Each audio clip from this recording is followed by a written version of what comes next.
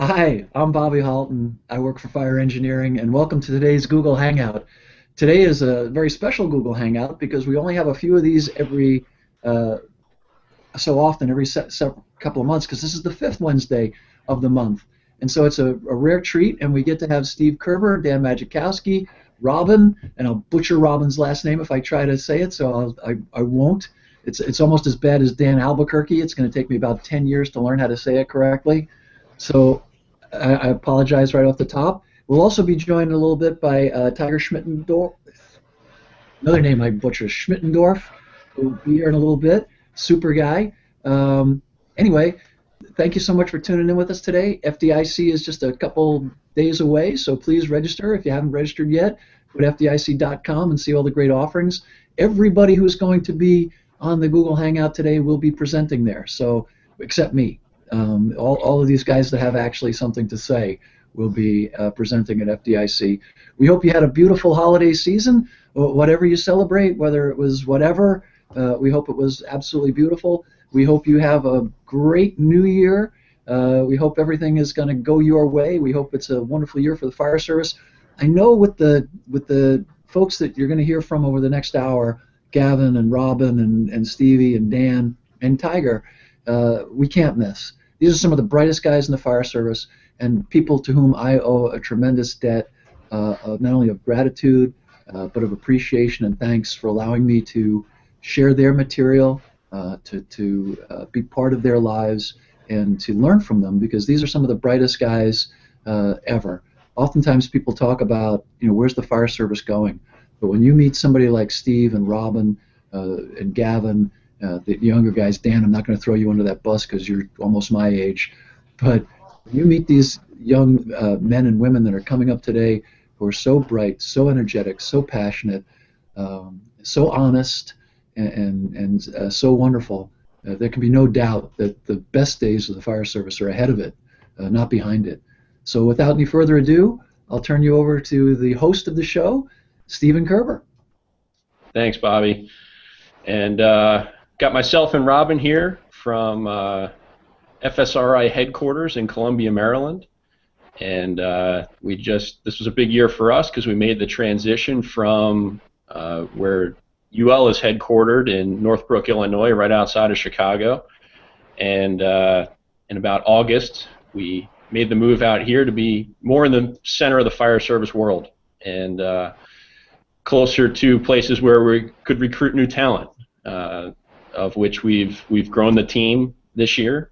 Looking back at 2015, I mean, having the show here at the last couple days of December gives us an opportunity to reflect on 2015 and start looking ahead to 2016, because we got a ton of exciting stuff coming up. We've got joining us our good friend Dan Madrzykowski from NIST for another day and a half. He says he's got his whole team, including his wife and kids and everyone that's ever worked for him in his office in Gaithersburg right now, helping him clean the bookcases out and figure out which of the 15 tons worth of fire service research he's going to bring with him, what he's going to leave behind, what's going to get burned in the parking lot. I mean, I'm not sure what experiments he has planned with all the books and stuff he's collected over his last 30 years at NIST. And Dan, you want to throw a few words out there about what's going on? Well, we're trying to tie up the loose ends the best we can. And am I muted, or we good? No, you're good. All right. And I've got the folks that remain at NIST, Michelle Donnelly and Craig Weinshank and Joe Willey, new hire for NIST. He was a student with us for a couple of years. He's currently at the University of Maryland working on his master's degree. And so we've got a couple of reports that didn't quite get done, won't quite get done by tomorrow night, but we're still working on them, and they're pretty close. Some work that I think will be of high interest to the fire service, looking at convective heating on turnout gear. And the current standards don't really address that very well. They typically address this flash fire scenario for a few seconds, and it's going to protect you for less than 20 seconds, and that's what they test for, and they're happy with that. We're looking more at the scenario where the firefighters in the structure, they're getting a little warm, they might be sweating somewhat, and then the next thing you know, they're getting a lot of thermal flow going by them. They're in the exhaust portion of the flow path. And we're trying to understand that phenomenon a lot better. How much time do they really have? Which parts of their gear protect them the best? What's the weak link? That kind of thing. Lots going on. We also have Gavin Horn with us, the Director of Research at the Illinois Fire Service Institute. He's taken time out from his kids' hockey camp and found a room, and I think he's got his daughter there. So he's been a busy year for you guys too, huh, bud? Yeah, absolutely. It's been great. It's been one of the most incredible years that we've had at the Illinois Fire Service Institute from a research perspective, having the opportunities to collaborate with all the work that we've done with you guys at UL as well as with Dan. Working on things really focused on the firefighter themselves, exposures on the fire grounds, both relating to cardiovascular risk and chemical exposures, and some of the work that we've done with Dan looking at equipment effects. It was a bittersweet moment for us when we heard about Dan's retirement because of the amazing collaborations we've had with him at NIST. But now looking forward to working with you all together at one spot there at UL and continuing to understand how firefighters are getting hurt on the fire ground and what we can do to counteract those negative impacts that we have. So looking forward to chatting with you guys here and continuing to work in 2016. Outstanding. Well, Robin, 2015 has been a bit of a blur, so why don't you go through the cliff notes real quick of what's been going on. So we started off, 2015 was a blur. It started in the lab in Northbrook, Illinois with our positive pressure ventilation study. And a couple days after the first, Steve and I were hard at work up in the lab doing the 25 fire experiments that was part of that project. So that took us all the way through the middle of February and pretty much exhausted us from there. At that point in time, Steve got the brilliant idea that we were going to try and get ourselves closer to the center of the fire service world. So that began the process of how we were going to start a move out to Columbia, Maryland. While doing that, we managed to write up our attic fire report, which was published early part of this year and has been out there for some time. The online training course for it, I believe, was in the 24 to 25,000 views range last time we checked on it, which was probably a month ago now. So that was a huge hit. Got a lot of information out with that. From there, we headed off to FDIC for the first time for the NIST UL hot class, where we burned the largest farmhouse that I've ever seen for 2 days, which was another whirlwind finishing that up. I had the opportunity to present for my first time at FDIC, which went really well. I was excited about that. Steve was keynoting there. We managed to pack all our stuff up from there and drop it off at Gavin's place in Illinois so that we could go down and burn with him at the end of June, beginning of July time there. We finished up those burns and jumped in the car and headed out to Columbia. Steve and I opened the office up early September, late August, depending on when we actually had furniture or when we were off of tables. And we started the fire attack testing just a couple months ago up in Delco, looking at different water application streams. So the group, in a matter of the 12 months, which seems to have gone by in about 2, has accomplished quite a bit and set up to accomplish even more in 2016. Yeah, it sounds easy when you talk about it. I'm just thinking as he talked about that of the moving everything around to get to different places. Well, as we go along here, anybody out there listening has questions for anybody on our panel here, hashtag FETalk on Twitter. And we've got that screen open up. We're watching what's going on, and we're more than happy to address any questions, or if you want to know what's happening, what's going on, we're certainly happy to talk about that. Lots coming up in 2016, but before we talk about that, I want to throw it to Dan real quick. I say real quick. This isn't going to be real quick, but talk about everything that you were doing at Delco, Dan. When we say Delco, we're talking about the Delaware County Emergency Services Training Center. They serve a county right outside of Philadelphia, and we've got some structures built there from some previous projects that we continue to take advantage of. And I think that I mean, Wait, before we do that, I got a special guest in here. So we talk about all this, these field tests that we've done over the years. Miles and miles of thermocouples have been made, have been strung out, have been destroyed. God only knows how many tons of copper wire, all sorts of things like that have just, gone crazy. And heat flux gauge installation, mannequins dressed and instrumented. One of the key players in that has been Roy McLane over the years. And Roy is also going to be retiring tomorrow from NIST. And I'd like to bring Roy in here as our special guest just so everybody can get a look at him real quick. Go ahead, sit down there, Roy. What? Say hi to your adoring public. Hey, Roy. So Roy is one of the guys behind the scenes that, the fire service really doesn't realize. They always see Dan and Steve and Robin, and they don't realize a lot of the labor going on, that there's a team behind all of us, and also in my case a good woman, that makes me go forward. So, we want to thank Roy, and the thing that was really neat when we did the hot class at FDIC last year, not only did we have to pull off instrumenting the 6,000 square foot building, getting the tests off safely and all that sort of thing, but somehow we kind of agreed to do a session in the afternoon where we were going to show the data and the video and all that. And we did that. And one of the things that was kind of neat is as we were going through our rough draft of that, showing the people in the audience, was a packed house, and we asked them to do a round of applause for all the guys we left in the field at the house in the rain to prepare for the next day, while we were there dry, kind of presenting the stuff. And the crowd really stood up, gave them a standing ovation. I remember I took a cell phone video. It was really great for guys like Roy and folks on your team, Keith Stakes, and all those kind of folks. So really impressive. So what do you want to say, Roy? Here's your chance.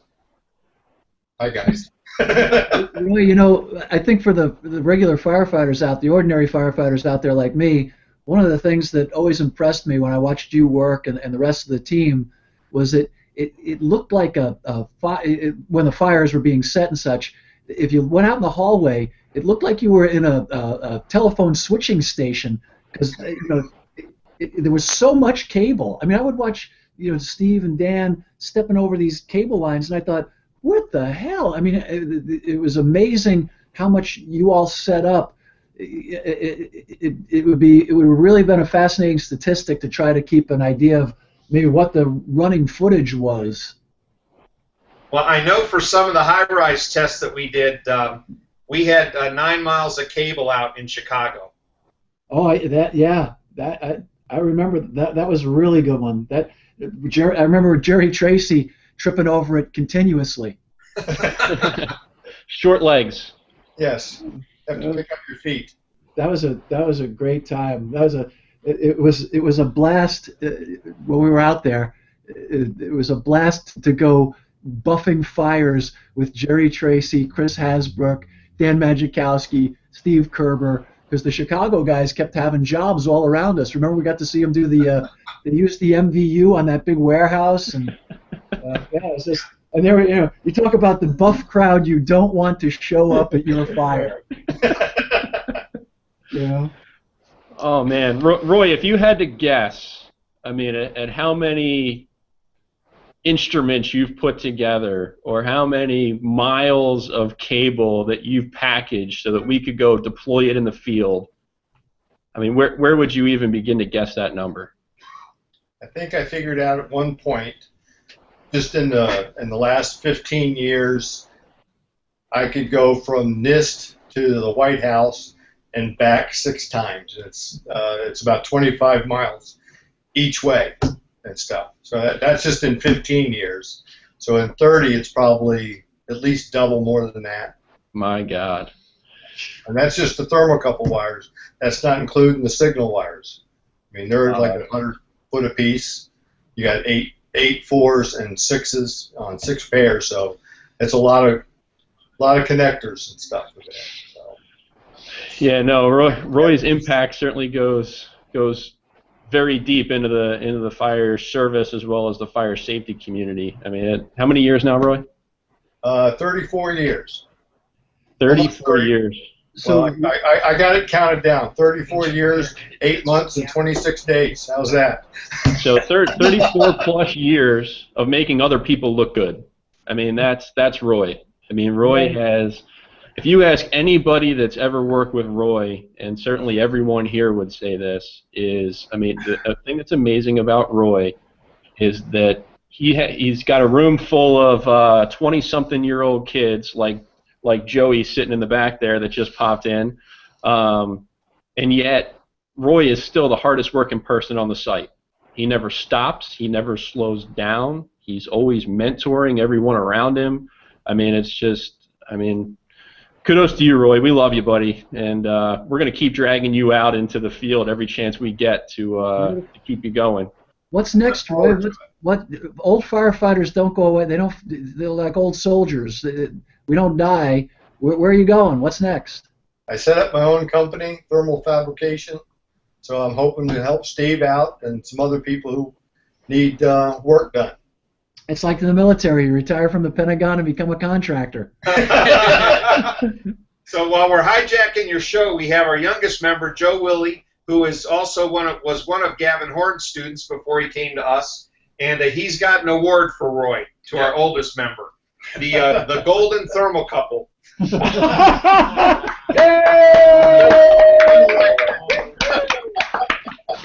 Oh, that's hysterical. Oh. I'll have to hang that up in my new lab. Perfect. Hey, I'd like to introduce, we have somebody who wasn't here in the beginning. Tiger Schmittendorf has joined us, a preeminent instructor from the great state of New York. He's a training director up there in the northwestern part of the state, and actually an icon and legend in the fire service, and a great guy, very, one of the guys with true street cred that's out there making a difference. Welcome, Tiger. Would you get lost? What are you doing down there? Well, I literally just happened to be in the neighborhood. Very proud to say that my 23-year-old son Alex just graduated 2 weeks ago, CPA ready on the Dean's List from St. Bonaventure University, and we very impromptu decided to take a 2-week cross-country road trip together. And I literally just pulled into Tulsa just a couple of minutes before the show started, and just what a treat to be here. Thanks for having me. Oh, it's a pleasure to have you on. So what it was like Grand Canyon, Death Valley, Bobby Halton. Yeah, just and all in the exact same category as well. Hey, we did get a question from Joe Pernesti, who everybody knows, and Main Street Joe, great writer, super guy. Another person will be presenting at FDIC, and he wants to know, to Steve Kerber, Gavin Horn, UL, are you going to do, Dan Madrzykowski, are you going to do Robin, are you going to do further research studies on past LODDs from the fire behavior perspective? Great question from a sharp guy. Interesting, because I was actually watching one of the last Google Hangouts, and there was a question about how we use NIOSH line of duty death reports, and our good friend Pete Van Dorp and PJ Norwood and Sean Gray were talking about this, and they got off talking about how that the NIOSH reports really look at things from a process, human behavior standpoint, and they don't get much into forensics or the fire dynamics part of it as much. It's not until Dan got involved and really began to introduce things from the fire dynamic simulator perspective, which is a modeling program that allows for us to get more insight to try and make more sense of the physical evidence that gets picked up by walking the site and talking to the people and putting together the timeline of what happened. But I mean, plain and simple, to address Joe's question, is absolutely.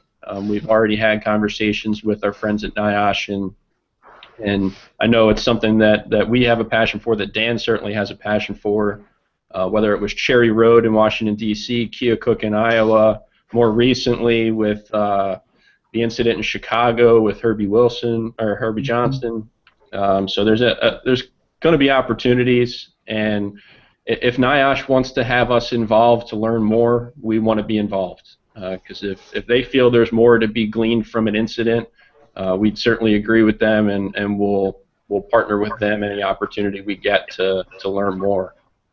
You want to add anything to that, Dan? No, it's certainly a way that we can learn. Also very interested not only in the fatalities, but in some cases the line of duty injuries, in the sense that if the person survives, they can tell you a lot more information to help fill in the blanks, and many times, absolutely then concur with what the science says. I mean, that was certainly the case with Cherry Road, in the fact that while you had 2 fatalities, Joe Morgan survived.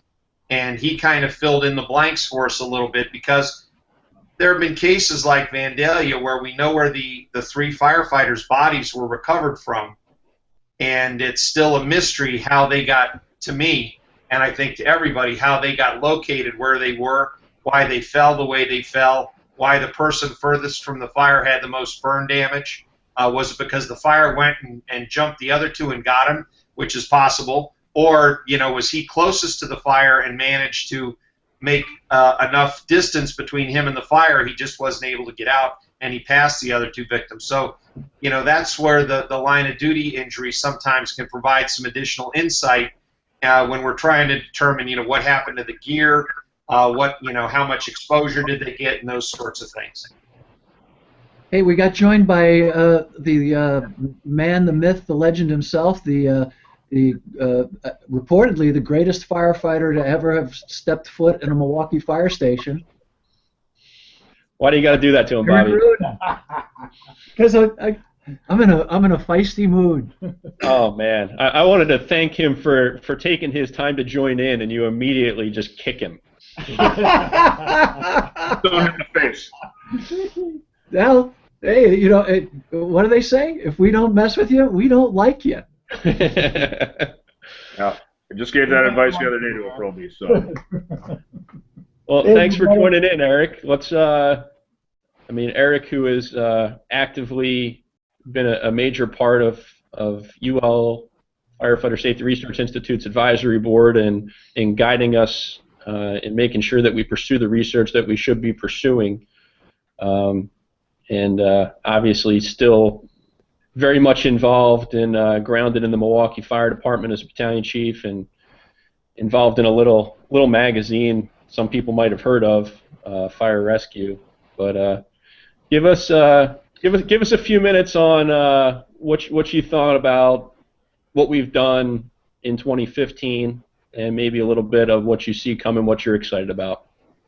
Very excited, actually. I mean, I think we're seeing quantum leaps. We're still in that phase of fire behavioral research, and with that, taking it all in, I think has been the hardest part for a lot of fire departments around the country, and as individuals as well. So I think we're starting to move beyond the conceptualization of how we would incorporate this stuff into our operations, how we would reconsider some of the stuff that's in our standard operating guidelines and such, and really start looking at what am I going to take out of this? How am I going to apply it based on my staffing, who I'm getting? Am I getting mutual aid? Am I getting 35 people in under 5 minutes? Stuff like that with regards to our timing, et cetera, and interpretation and incorporation. But I think 2016 we're going to see a lot more focus-based research, particularly when we start doing the interior attack studies, et cetera. So I'm really excited to see really how hose lines on the interior really play into it all, and what we're actually doing with our water, and are we doing the right thing with our water. So I think once we start marrying what we did in 2015 with the ventilation and the all of the flow path stuff, etc. Not to simplify it, but I think now we're going to start putting it all together and finally get a better consensus about what we're doing on the interior and the exterior. Sure. Yeah. Certainly going to be a lot to be learned there. We're really excited about that. We're really getting cranked up now, trying to we got the contract signed for the structure, so the structures are going to be built in mid-February. People should start paying attention because we're going to have an opportunity to come watch some of the experiments. So if you happen to be like Tiger and travel the world and you get lost and you wind up in Chicago, there's going to be an opportunity there to, we'll have several days that anyone can come and watch what's going on behind the scenes. We've got a really aggressive schedule. We're going to be burning every single day, probably working 16-hour days trying to get all the tests in so we can give you all their lab back. They're gracious enough to let us use it, and we need to get in and out as efficiently as possible. So look for that announcement coming out, and I mean, we can certainly answer any questions about that. I mean, Eric brings up a lot of it. It's going to be dominated by interior fire attack, making access to the house through the front door, making your way to bedroom fires, moving the nozzle in different ways, looking at controlling the door behind the crew, and ultimately what happens to any potential occupants that might be in that structure. There's going to be some exterior water application to compare the interior water applications to, but it's a matter of what does it mean to anyone that might be in the house, in an open bedroom, closed bedroom, close to the fire, remote from the fire, what's survivable, what's not. And then we've got Gavin and his team coming in that is really has some state-of-the-art technology that we're going to try and incorporate to understand what is the humidity. I mean, we know that the fire environment automatically, inherently is extremely humid. I mean, any firefighter that's been inside, even before water goes on the fire, in many cases, you're wiping moisture off your mask. That's because one of the biggest byproducts of combustion is water vapor. So how do we take an environment that is already very wet environment and then go ahead and introduce hundreds of gallons per minute of water, and you get into a situation where you've got all kinds of steam being produced, all kinds of additional moisture moving around. Where does it go? And we're going to have a series of what we'll call victim packages or occupant packages where we're going to take more intense measurements than we've ever made at the environment where we would expect people to be either laying in beds, laying on floors, trying to escape via the egress routes of the house, and look at what happens. We know that interior attack is going to put the fire out very successfully. What does it mean to everything else that's going on in that structure? So it's going to be exciting to put all those measurements together, pull in some of the ventilation components, and try and learn a lot more. So that's coming up in the future. Before Steve, Dan brought in Roy, want to add something, Gavin? Yeah, just really quickly on the moisture measurements. It's kind of amazing. We've thought for years. We've known for years the importance of measuring the moisture, but it's an incredibly difficult thing to measure in the fire environment. Some of the technologies that we've been looking at and studying, and in some cases trying to develop, are very complex. There's some tools that work really well as long as the temperatures are low, not working for us. Others that work really well if you don't mind averaging over about a minute, which again is not that important for us. So something that can handle high temperatures and respond very rapidly is a very difficult thing. So we've been able to work with some people who are experts in combustion diagnostics, bringing out several different laser-based techniques that have been applied to a fire environment before. They work well looking at internal combustion engines, but this will be the first time any of this has been done in a fire environment. And I think this is one of the great things about the research, particularly that you and Dan have done. It's been a question people have had for years, and instead of ducking it, trying to find how we can quantify it and characterize it and show the difference between interior and exterior attacks. So we're really excited to be a part of this. With the lasers, we're even bringing along some pig carcasses, some pig skin to look at very different ways of characterizing the risk to skin burns in these environments as well. So should be some brand new measurements that have never been done before. We'll see how they work. Gavin, I have a quick question. Aside from the thermal aspect of what you're looking at, are you also going to be looking at the toxicity issues you've been studying? Well, in this study, we're focusing mostly on the moisture and the skin burn aspects.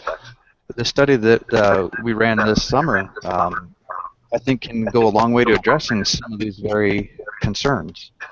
We have a lot of data from both interior and exterior water application, not in the controlled manner that Steve is going to be doing in this study, but it's some of the first data that we'll be able to compare both of those, looking at how water flowing from the inside. There was, for instance, some heat flux measurements in there that we might be able to back out some information from, as well as the toxicity. But it's a project that we're continuing to work on from our perspective, as well as looking at training fires in Steve's next study, which is going to be coming up in a little bit. So our aspect of the Steve's burns in this February-March timeframe won't include toxicity, but it's obviously something that is of utmost concern in the fire service, and we can start to address that with the data we collected in June of 2015, I think.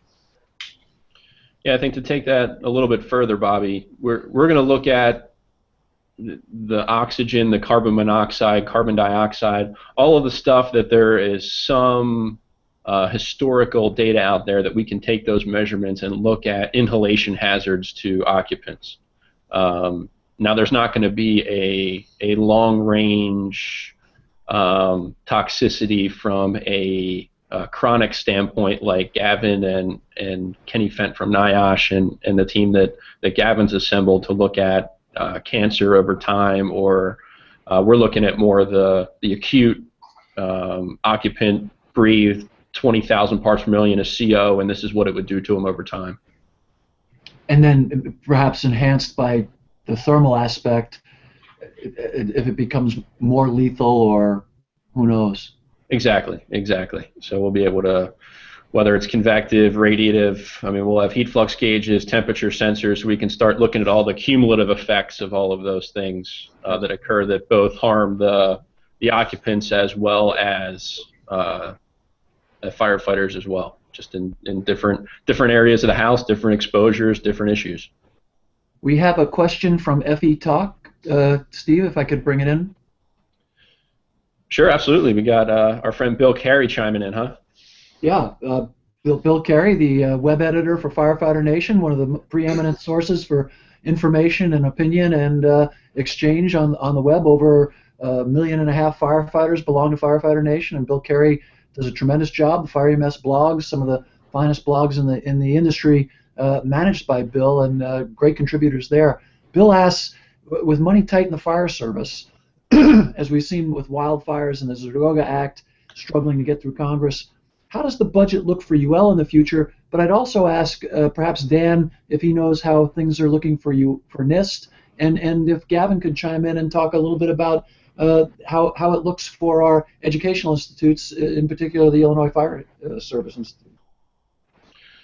Yeah, money's a big issue for the fire service across the board, and one of the great things about working at UL is UL's mission. UL started in the late 1800s when electricity was being introduced, and we've had the same mission ever since, which is safe living and working environments for people.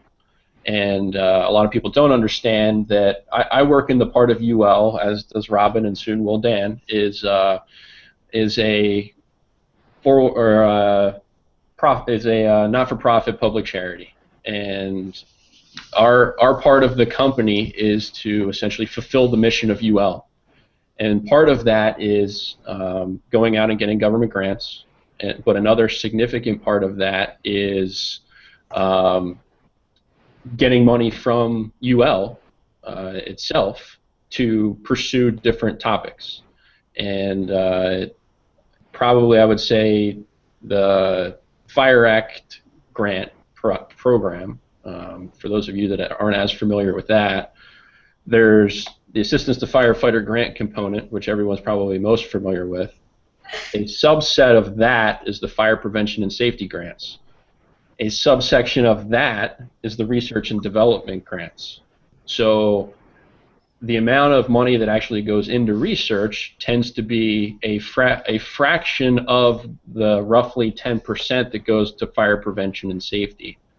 So I think last year about five research projects were funded, and at the tune of $5 to $8 million, somewhere in that range. And additional money through fire prevention and safety goes towards national programs, and some other research gets done in there. But it's really a small fraction that goes to research.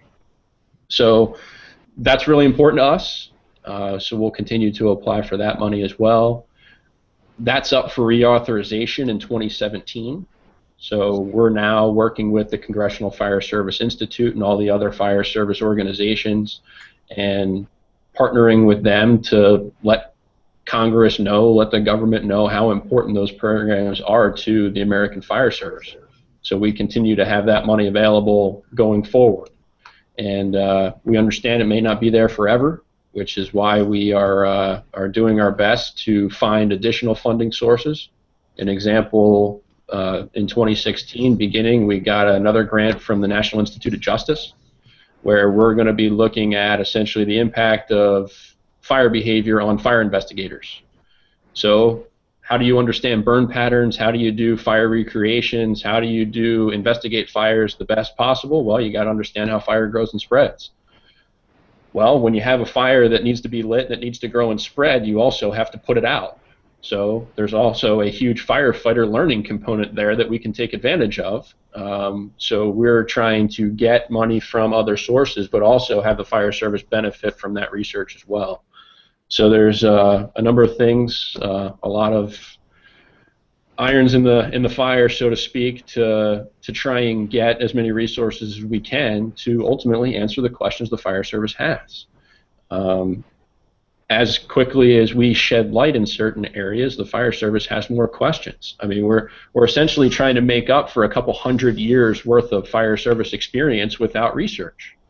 So if we can begin to supplement all that experience and better understand all that experience and understand how it fits by backing it with research, then I mean, we're trying to catch up because we've been very far behind. And we're also trying to take advantage of all of the new technology that's come into the research arena. I mean, if you ask Dan what he could measure in the early 80s when he was doing some of his work then, it's unbelievable now what we're able to do with modern measurement equipment and Gavin's laser-based measurement of moisture. That wasn't available 15, 20 years ago, so we couldn't have even measured it if we wanted to. So it's constantly trying to innovate in the research space to get the fire service the answers that they need and that they want. You want to add to that, Dan? I know you're chomping at the bit there. Well, it's certainly federal funds are tight, and it's not only the research programs, but the programs that we feed off as well, such as NIOSH.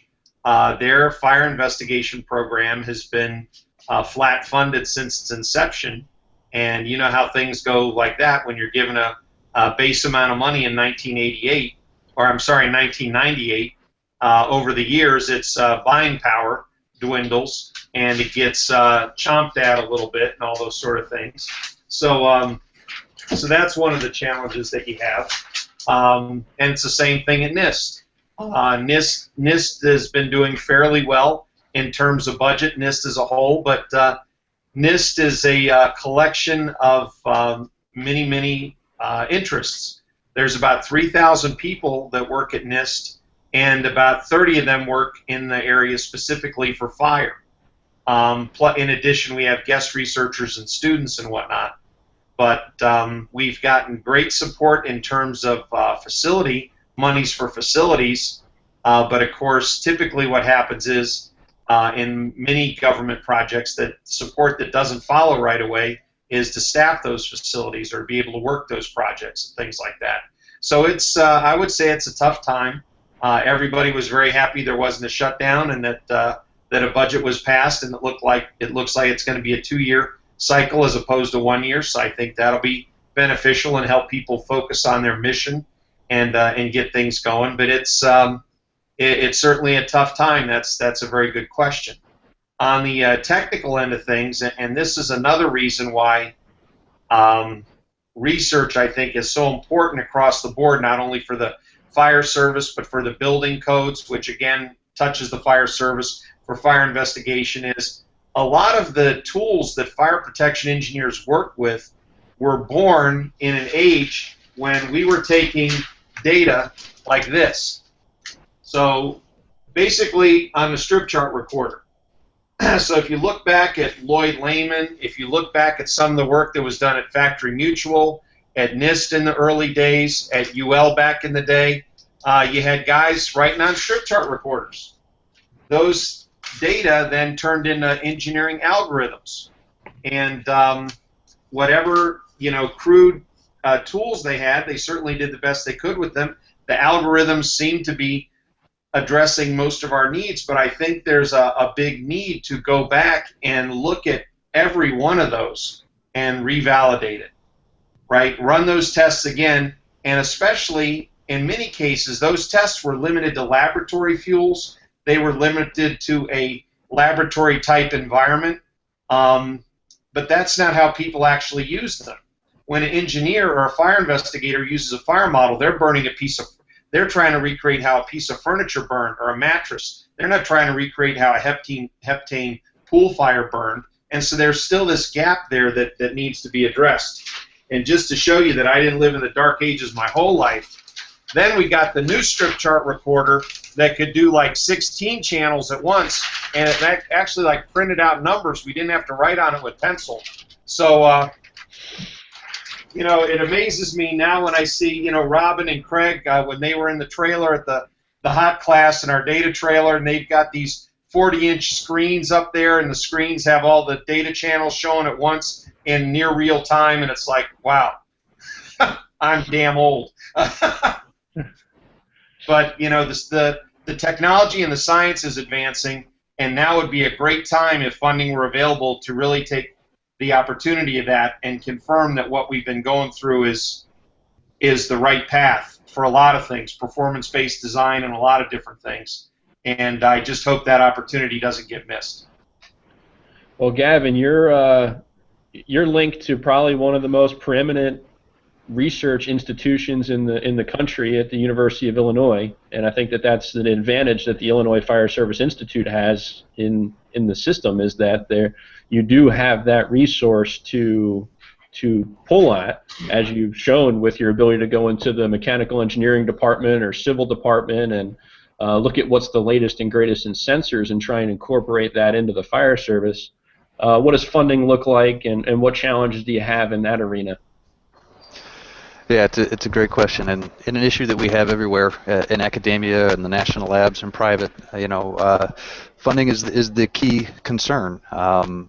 Obviously, we're going after the same types of funding that you guys are as well through DHS, and I think your point is incredibly well stated. It's a very, very small amount of money, $5 to $8 million for research that impacts the entire fire service nationally. It's a huge impact for a relatively small investment. So continuing to advocate for that is critical, not only for the research that we do, but for the research that everyone does across the country. It's a relatively small group of individuals who work in this area. We do have the fortune, as you mentioned, to work with various different individuals with expertise across campus, whether it's through engineering, college of medicine, kinesiology, psychology, all those different things. And there's different places where we can get money for those. But so, for instance, there's money within the National Institutes of Health, or NIH, that focuses specifically on cardiovascular health or specifically on cancers. But it's important to note that we're going against everyone that's doing research in the cancer arena when you're going at those, or anyone who's doing work looking at cardiovascular health.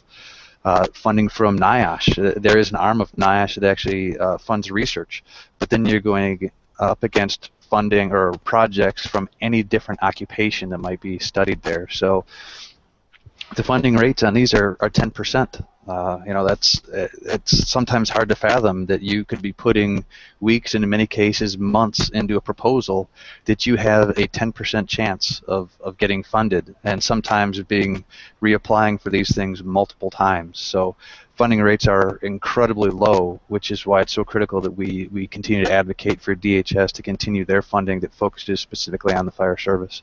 We've been fortunate to be able to get funding for some of those areas.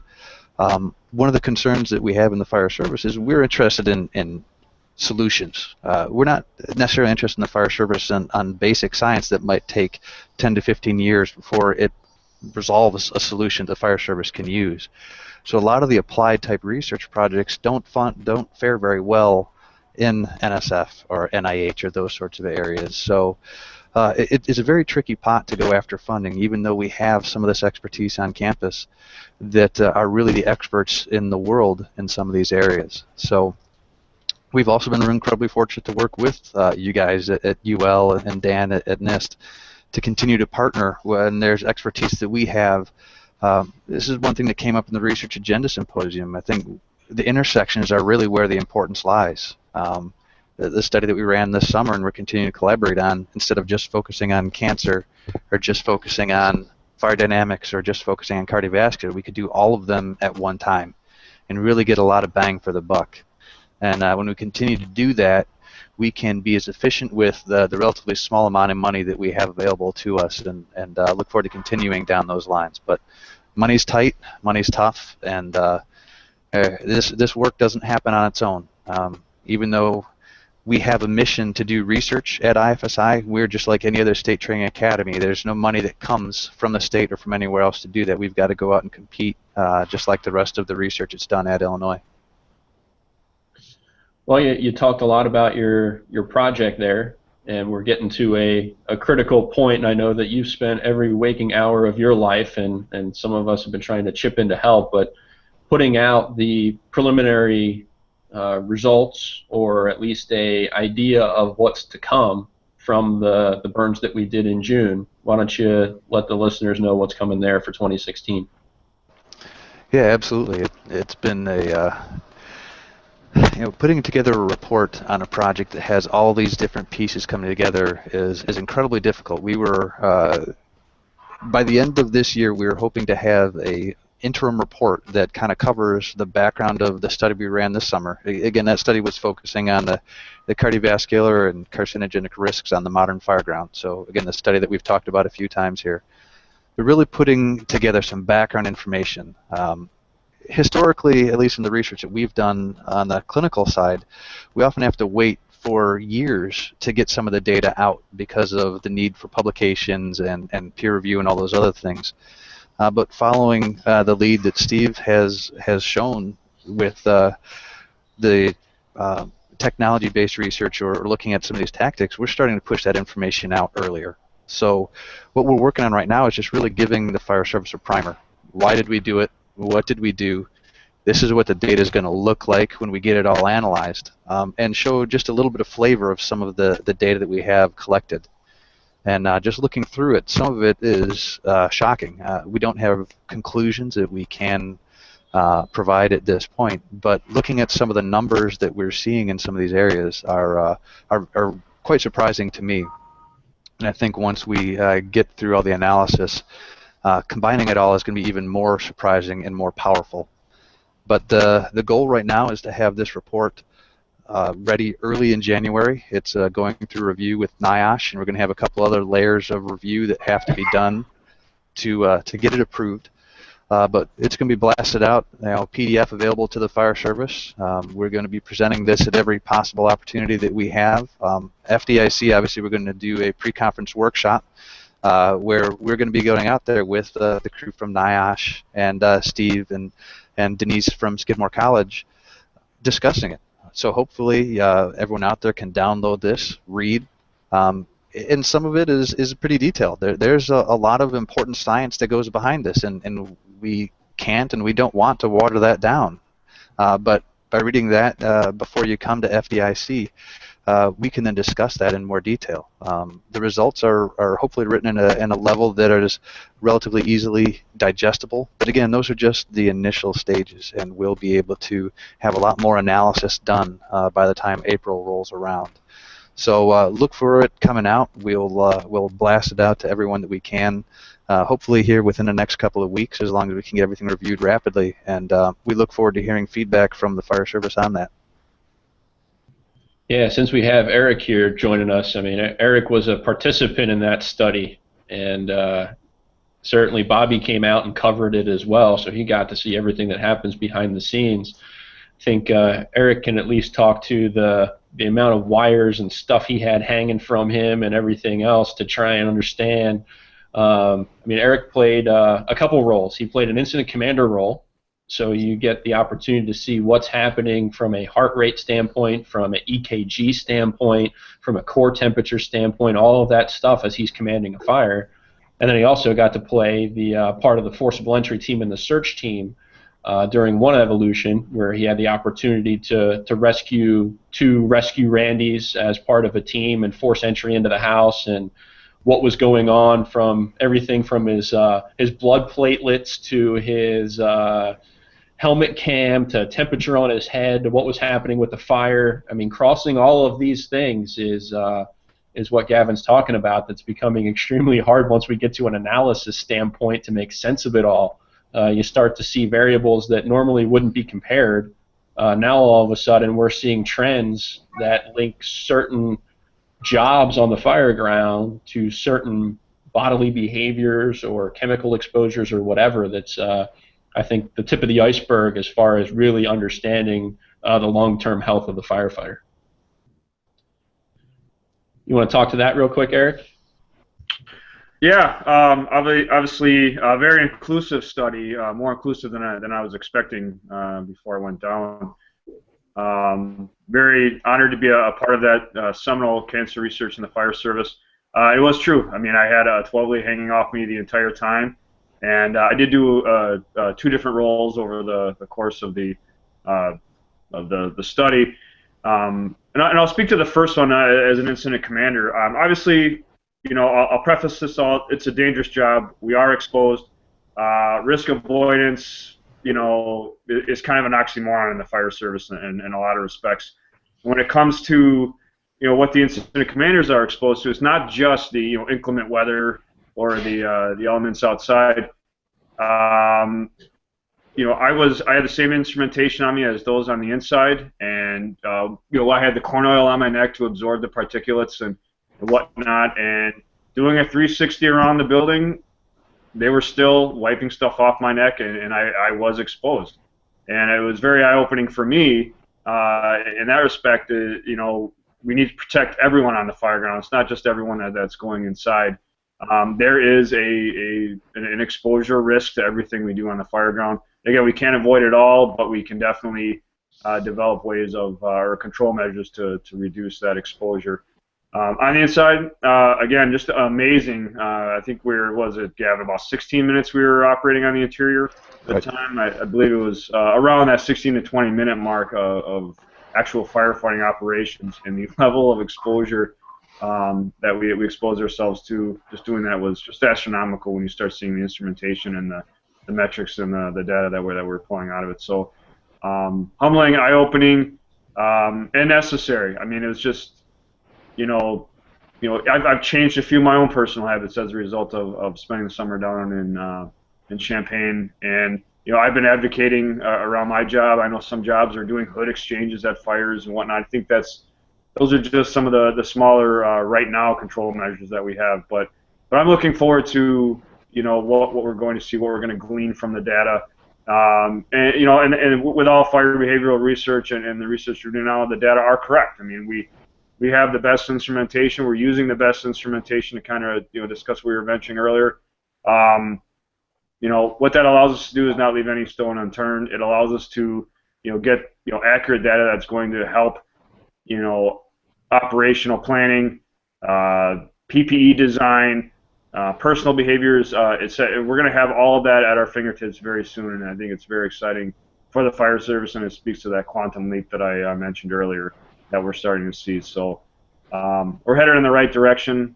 You know, it just, again, it takes the funding to keep this stuff going. It needs to keep going, and I think looking at the audience we have, or the guests we have on today's show, these are the people that are going to keep that funding coming, because they're going to pound the pavement, work the streets, they're going to do everything they can to do that for us. So we are headed in the right direction, and I'm definitely excited to see and beyond the path that we're on. So thanks, Eric.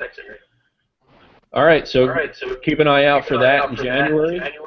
And we'll be pushing that out through our channels, website, social media. IFSI is going to be pushing it out through their social media, and NIST will be pushing it out. So we're going to try and get that out to as many people as we can, so you can have a look at it, and hopefully get you interested enough to come to a workshop at FDIC to come learn more about it. So we're getting low on time, but I want to give Dan another opportunity to discuss what's coming. I mean, looking ahead to 2016, what's on your radar screen other than changing employment? Got a new grandchild on the way. Changing employment is good. Congrats. My better half is here, so I got to divert some time. I know this isn't usual. We're not getting as much sciencey stuff in here, but you know it's important. Hey, Liz. Hi. Sit down for a minute. That's how these things all get done. You know, it takes a team, takes a village, all that kind of stuff. No, I'm looking forward to. As many of you know, I've been working on a PhD, and it's trying to address some of these basics with fire investigation. And we've, with the help of Kevin McGrattan and Glenn Forney and Craig Weinshank and others at NIST, we've done some pretty wonderful recreations of fires using FDS. But when you start to boil down to it and say, we've always said these are a range, and they're giving us insight into the fire. But when you want to take something to court, or when you really want to know how a fire started or how a fire developed, you can't have such a wide range necessarily. And when we get into just basic fundamental simple fires, how well can we recreate them? How well can we measure them? How well do we know that? So, and just a small part of that, we've been working on that, that I'll be pushing forward for my thesis. And then we'll be taking that another step forward, looking at these structures, the ones that Steve's been building for the horizontal ventilation and vertical ventilation, and now really looking and see how that ventilation and the fire attack impacts what the investigator has to look at. And so it's bringing it one step closer to the real world. And that's a very important point. When we were on Governor's Island, FDNY had their fire marshals out there, and they were working with us. So after we were done with a townhouse, after we burned it, they would go in and investigate it. And many times they would have the issue of, we would call the fire here, but you know, we know based on the video and we know based on where we found your igniter device that you guys actually started the fire somewhere else. Help us understand, you know, how we can avoid making that that mistake. And it's really all about ventilation and where does the fire triangle exist. So I'm really looking forward to that. I'm looking forward to being part of the team there, getting involved with the host stream studies. We've been doing some host stream work at NIST, and Joe Willie will be working on those reports and work that we had done over the summer.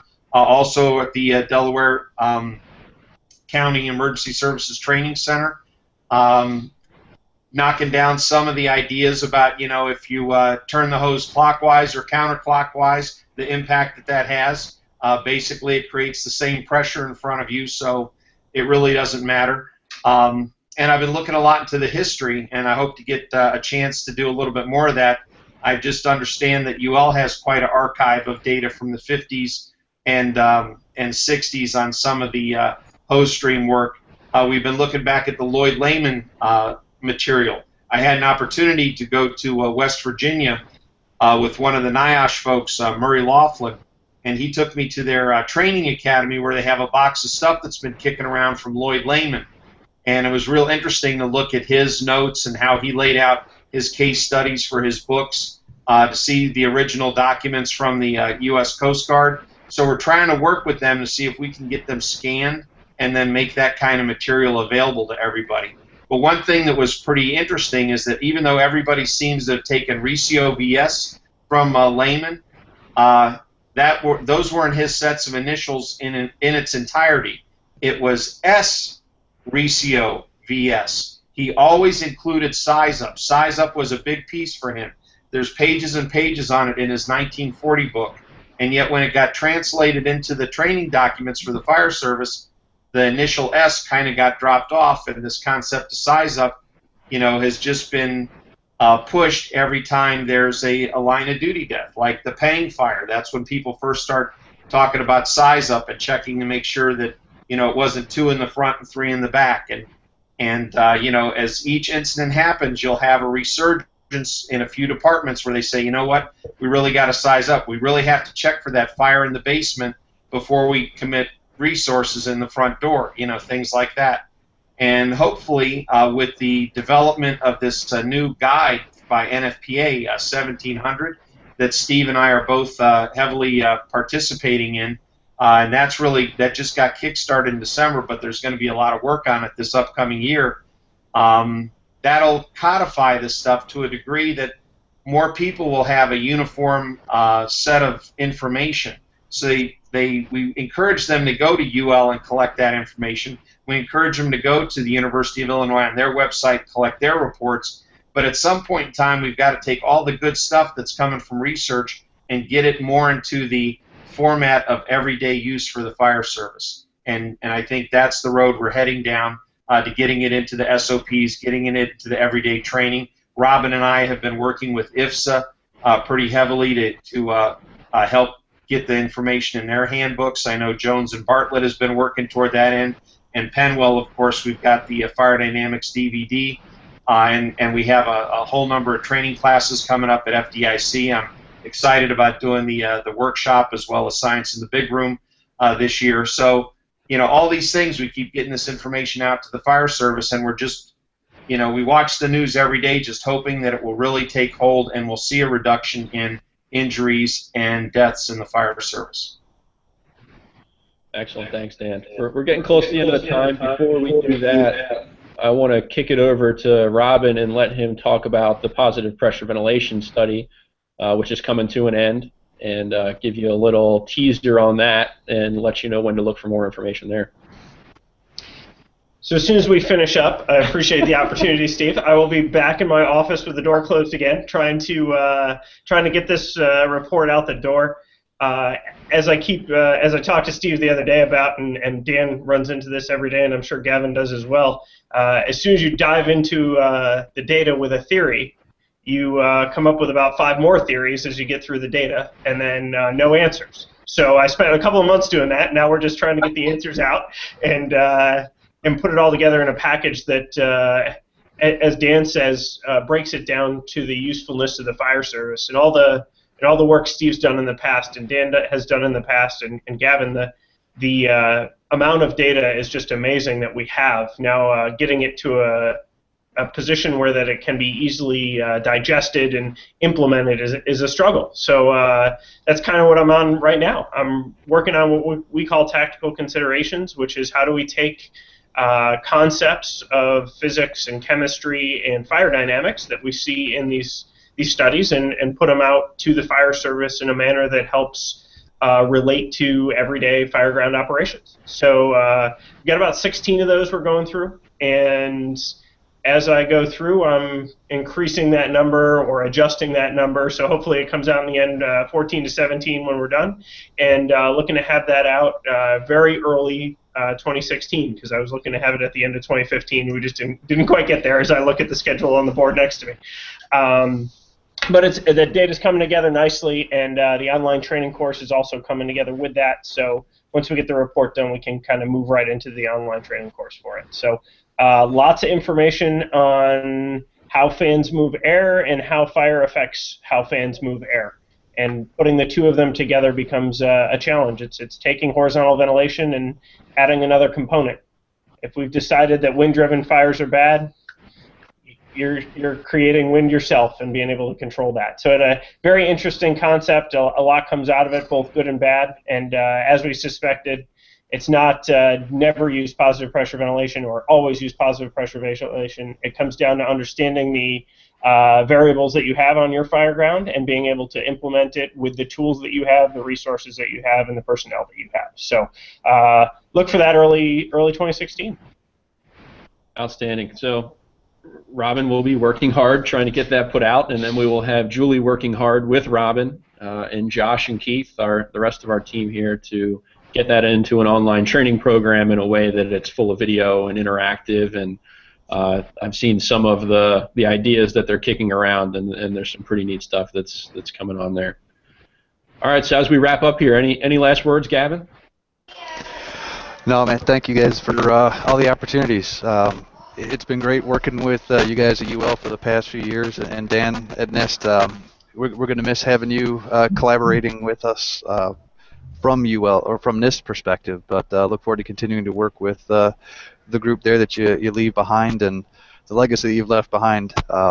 It's amazing. I think about when I first started working in this area about 11 years ago. One of the first people I ever heard speak was Dan talking about the station nightclub fire, and we started putting a program together. One person we kind of kept an eye on and tried to understand how things are done, what's the right way to do things in the fire service for research, in addition to what Denise Smith has done, obviously. But so Dan's been an amazing influence on my career, and it's great to see you retiring, and really look forward to working with you even more here in the future. So thanks, guys. Have a great New Year's, and looking forward to 2016.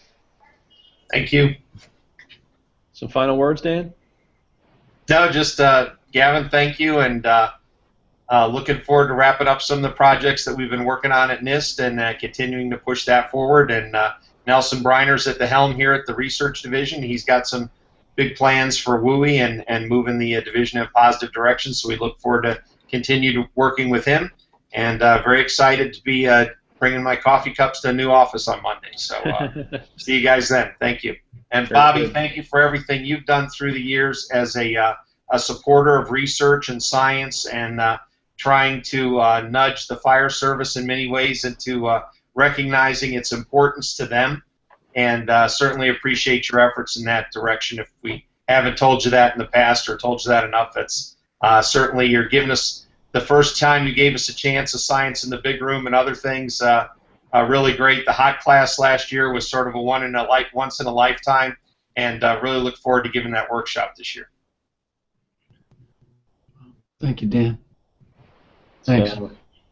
Yeah, I mean, having Dan reflect on 30 years, he's got a good, what, 20 years left, Dan? I mean, we can get at least 20 years. Hope so, at least. All right, don't tell Liz. I was going to say, did Liz leave the room yet? Liz, earmuffs. Again, Happy New Year to everybody from the FSRI team. Please watch. I mean, any questions you have, we're available all the time to answer them.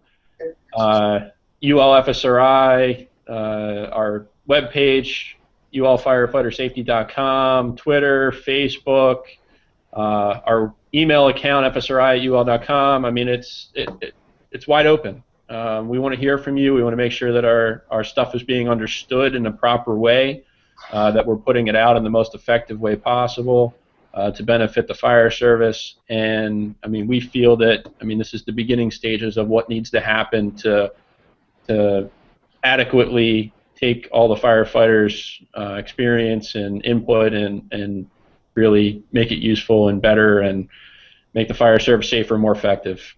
So with that, Happy New Year. I'm going to turn it back over to the boss, Bobby, Tiger, and Eric. Eric, I'll let you go first, little brother. Again, I appreciate you guys having me on today. Always great to chat with you guys. Dan, congratulations. Definitely looking forward to the future and seeing what we have in store for UL. You know, the team's still together. That's never going to change. So that's definitely going to be a brighter 2016 as well. Hope everybody got what they wanted for Christmas. I want everybody to have a Happy New Year, and please check us out at Fire Rescue and Firefighter Nation and fireengineering.com. Lots in store for next year, for 2016, with those as well. So again, I look forward to seeing everybody out there in 2016, and I wish everybody a happy New Year. 4 words: stay safe, train often. Well, thank you everybody for Steve, Robin, Gavin, Danny, Eric, Tiger. Thank you for today. Thank you for everything you've done. Just a quick quote I want to leave you with was a great firefighter. His name was Georgie Byrne. Died in the line of duty on Staten Island. He was my great uncle, and in one of his diaries, he actually worked with the great Bill Clark, New Lehman, New Brannigan, all those people. He was that generation. He was killed actually late 40s, 49 I believe he was killed.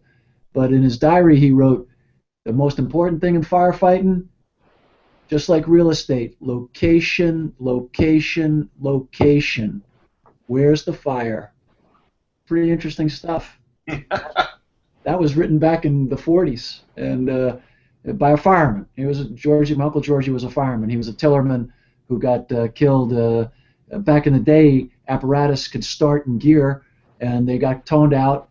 He went around to get in the tiller, and the engineer, a new engineer, fired up the rig and split him in half. So, location, location, location. Whether it's PPV, whether it's flow path, whether it's ventilation, whether it's hose stream, whether it's transitional, location, location, location. So everybody, please have a wonderful new year. Please be careful on the roads. Don't let anyone drink and drive. And thank you so much for everything that all of you have contributed to the fire service this last year. I look forward to a wonderful year with all of you again, and many more to come. And to Dan Madrzykowski and the wonderful people at NIST, what an amazing career, what an amazing man, and I know you have much more to give, and we're going to take everything you're willing to give us. God bless.